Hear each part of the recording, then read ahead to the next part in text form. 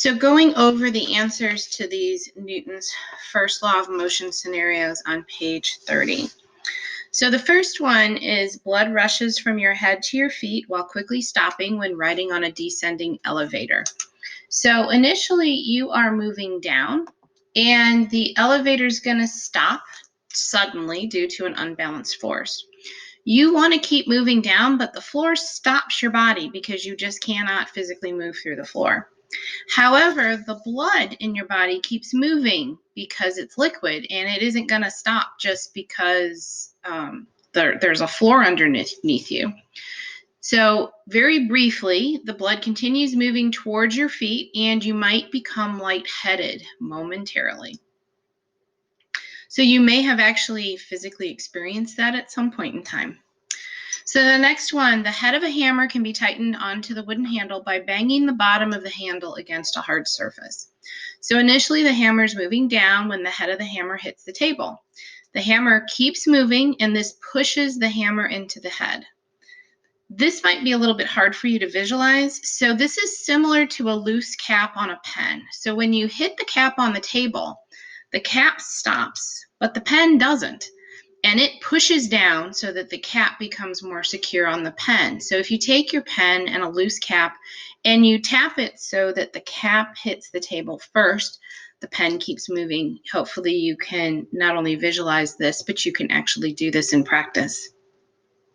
The third one, a brick is painlessly broken over the hand of a physics teacher by slamming it with a hammer. Caution, do not attempt this at home. So this is similar to the video that we just watched. So the hammer is moving. When it's stopped because it runs into the brick, it doesn't continue moving and hit the hand of the teacher. The inertia of the brick prevents the teacher's hand from being hurt. Now, if you did the same thing with like a sheet of paper, you're going to hurt the teacher's hand because the sheet of paper does not have a whole lot of inertia. So when you're doing something like this, or you've seen videos of things like this, it's going to always be with an object that has a lot of inertia. So number 4, to dislodge ketchup from the bottom of a ketchup bottle, it is often turned upside down and thrusted downward at high speeds and then abruptly halted. So when the bottle's upside down and you're moving the bottle downwards, this forces the liquid inside to move. Nothing is preventing the ketchup from moving with the bottle. So when you abruptly stop the bottle moving, the ketchup's going to keep moving because it's liquid and there's nothing that stops it. And eventually the liquid will be on the cap of the bottle, allowing you to get to the ketchup out. So you've probably seen this, hopefully everybody's seen this with ketchup or mustard or some other kind of bottle when you're trying to get the last little bits out. Number 5, headrests are placed in cars to prevent whiplash injuries during rear end collisions. So this is a little bit different than what we discussed with seat belts. So if you're in a car sitting at a light and someone hits the car from behind, you will be moved forward. The seat belt will attempt to hold you in place and your body will move back until you're resting against the seat.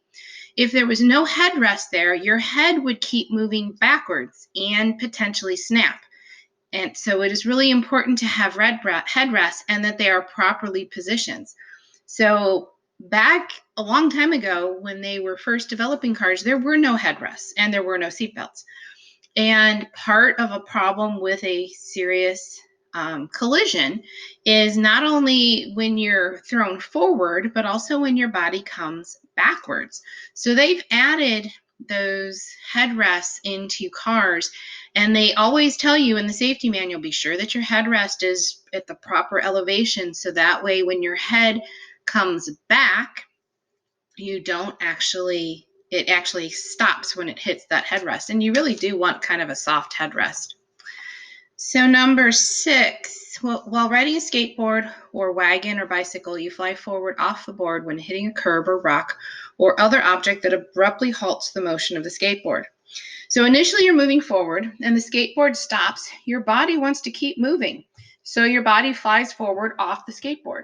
And this is very much just like the car stopping and the whole seatbelt scenario.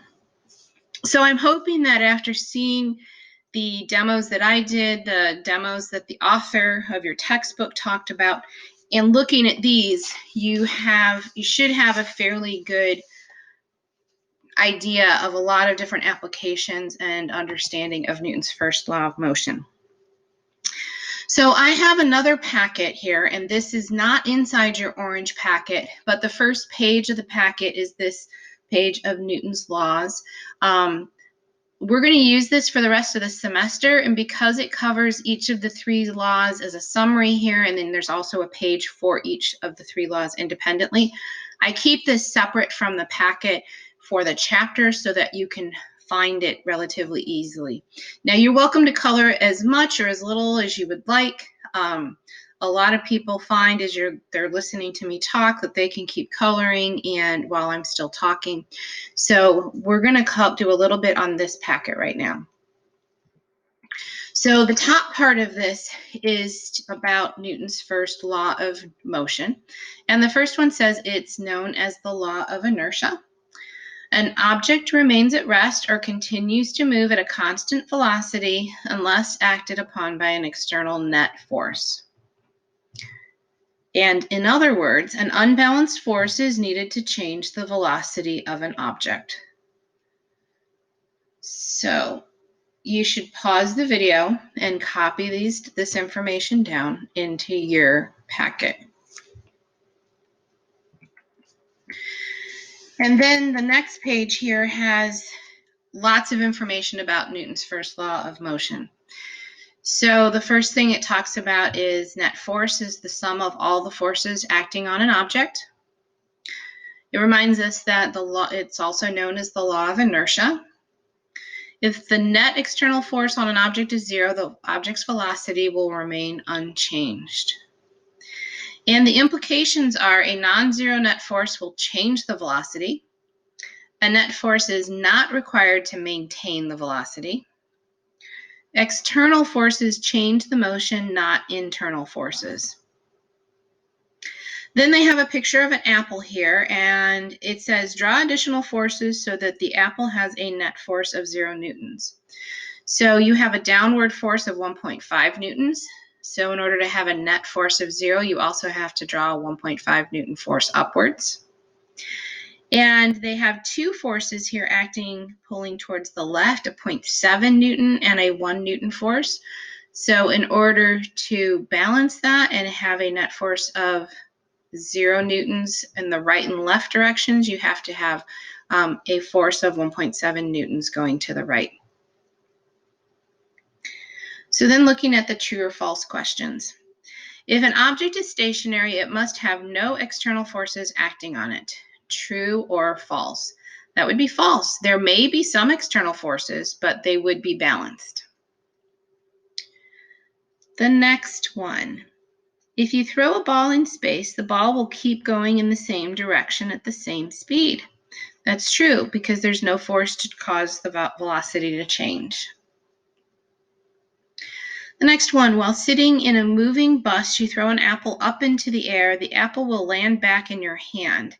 That's true because the apple, you, and the bus all have the same horizontal velocity with no forces changing any of this. And the last one, a bus accelerates forward. If an apple were on the floor of the bus, it would move forward. That's actually false because the apple would appear to move towards the back of the bus, even though it would actually be stationary. This is very similar to having a cup of water that you're holding on into the car and you start moving.